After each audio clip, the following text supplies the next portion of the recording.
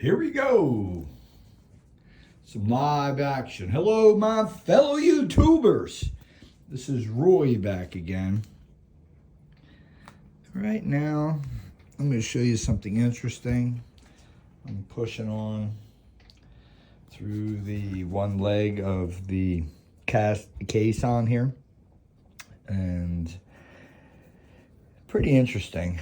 We're adding this aluminum. Well, this is a iron rod with copper cladding, and it goes down deep in the ground, 8 feet. We're adding this aluminum sleeve, and then we're adding a bifilar coil, 720 turns of 12 gauge wire and 3 times the turns in the feedback wire, the bifilar. Now this goes down into the sleeve. I put a notch here so they will be stuck. So at the bottom of this fatter caisson, it's wide open, and the bottom of this smaller caisson, there's a welded ring at the bottom to where this pipe goes in the ground. It's 8-foot pipe, and this pipe is tack welded basically to that ring down bottom, and that makes a connection. There's going to be between that caisson and that caisson, see that gap I left? That's going to be a dielectric. That is going to go down that caisson there. Okay, so this is pretty interesting. You'll have your at least gallon PMH. You got 2 of them. This is where it gets a little more interesting. I wound these bottles like Ed has. Each one of these are 0.08 ohms. I'm matching the ohms through the wrapped magnets, the 12-sided coil that's going inside here, and the 8.08 ohms also will be matched on the coils, the 16 gauge, sweet 16. And here's iron wire, which will make a magnetic field in the bottle. And the ticker is this bottle will be filled with water. And not just any water, a water that is a brine. That'll be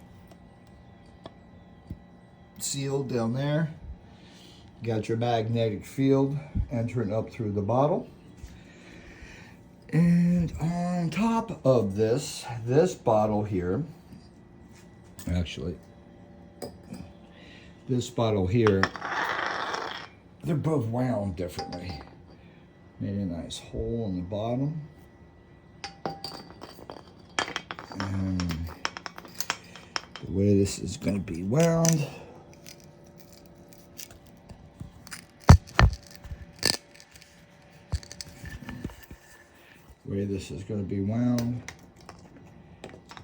going to be wound like this. So we will fill that cavity with water and test it, and then we will seal these 2 together. Now this also has the rod going up a certain distance, and that'll be sealed. And then this, I will put a hole on the top so I can fill it with water.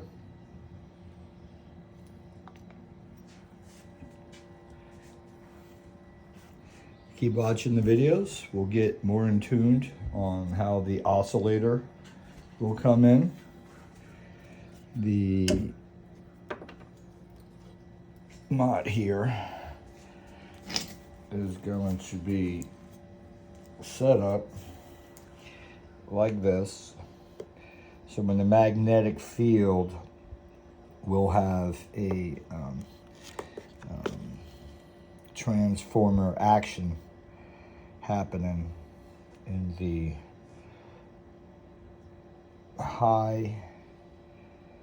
thin wire would be the high voltage and the thick wire would be the low voltage. So we'll be able to have two different voltages in transformer action happening from these magnets. Now these magnets aren't strong, but when I finish wrapping these, they will be super strong. Every time they're pulsed, there will be a transformer action. This action will go through each one of these pipes. There'll be a high side and a low side.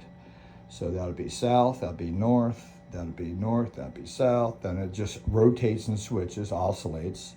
And then these two become oscillatorial as well. One will be, obviously, these water capacitors are pretty interesting because they'll be backed up. This will be the low voltage, by the way, coming through. And the high voltage will be these copper wire coils versus iron. If you want to ask questions, I will answer. Why iron? Iron's so much stronger magnetically than copper will ever be. So I get to cheat a little bit by using iron. And with having water inside here, the question would be, what would that do? Well, pressurized water. I do have my vacuum set up here. We will pressurize this water to be a positive pressure. The water does have a probe inside of it, which is the core. So we're going to have to watch and see if any gases, hydrogen gases, would come out of the mix. If they do, there will be a pipe on, there'll be a breather on top to let the gases escape. Hydrogen gas, we'll get into this a little bit more, but we're looking to oscillate each one of these pipes that will become its own capacitance when they oscillate through a low density oscillation similar to the Schumann resonance, which would be about 7.8 hertz. The low high pressured pulses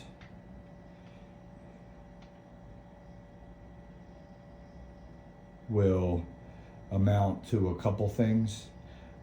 One, they will be acting like a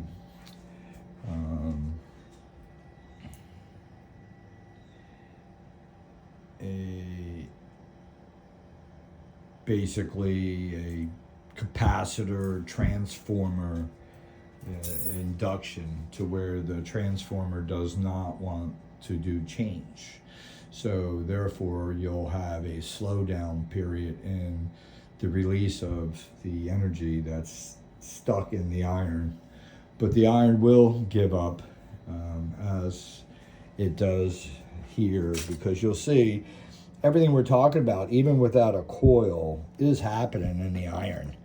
I mean, basically, when you, this south pole, the yellow, and this is north. So every time you turn the wheel, the south pole comes here, it's going to have a reaction with the iron. And then as it pushes over, the iron's going to run, the energy is going to run around, and want to connect over here. As soon as it connects there, then you have an induction between, a magnetic induction between this south pole and this being the north charge. So they're attracting at the polar ends here. As it turns around the loop at this polar end, it's attracted to the north. So this is south and this will be the north.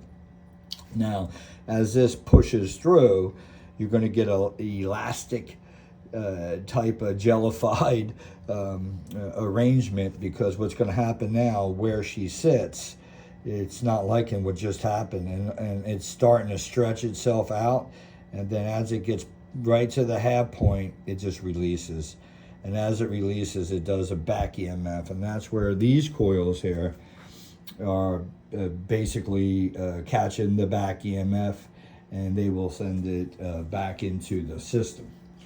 The wheel self-propelling from the inside out, not from the outside in. The oscillatorial part of both pipes in caissons with the built-in dielectric, and being the dielectric underneath the pipes, which is our ground, has beautiful dielectrics. I'm not having to add salt water. I'm not having to do anything to try to do like what Tesla did, and Ed Scallon did as well with his well. It's salt water down there, even though he didn't really drink it.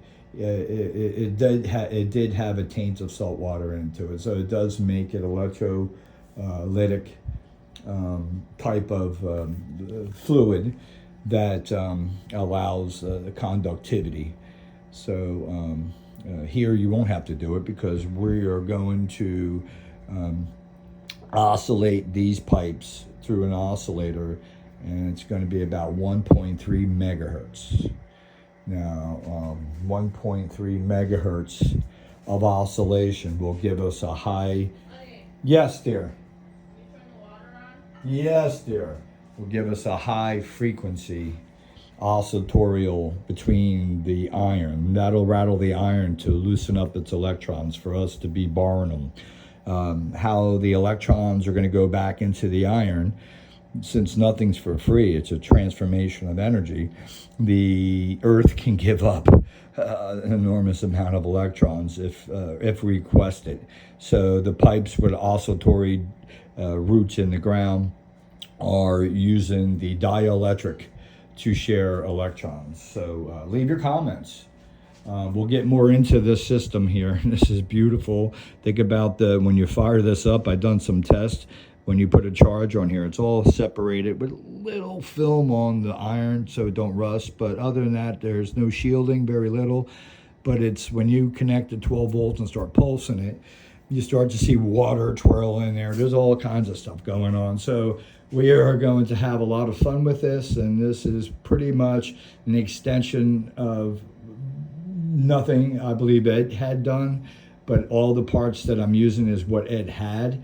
And if anything, my interior part of me says, just follow myself and my vision, and don't be distracted by rabbit holes. So you guys leave your comments, all right? Peace out, Jimi Hendrix. Happy New Year coming up next week, and happy holidays to everybody. Share the love. Leave me some comments.